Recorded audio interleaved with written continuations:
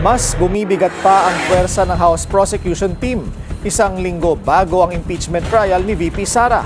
Nadagdagan pa ng 4 na private prosecutors ang kanilang hanay para mas mapatibay daw ang kaso. Yan ang agenda report ni Isaiah Mirafuentes ng Abante. Hindi raw nahihirapan ang House Prosecution Panel sa pagharap sa defense team ni Vice President Sara Duterte. Pero isang linggo bago ang trial, nadagdagan pa ang mga private prosecutor. Kasama na sina Attorney Teodoro Te, Attorney Reynaldo Robles, Attorney Arnold Labay at Attorney May Divina Gracia. Sa kabuuan, 15 na ang bilang ng mga private prosecutor.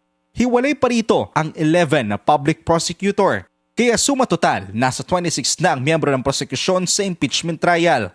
Hindi po talaga ibig sabihin ito na nahihirapan ng prosecution team. Mas maganda kung meron talagang tumutulong.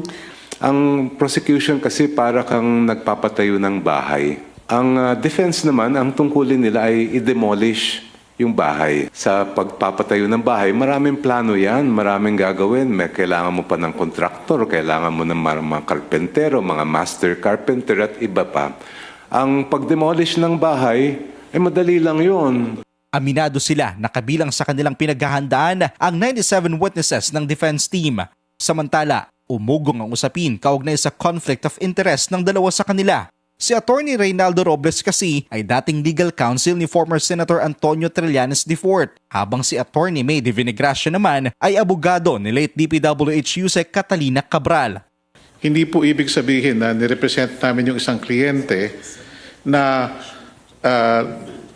nag-a-agree tayo sa lahat ng nasa isip o ginawa ng isang kliyente. No?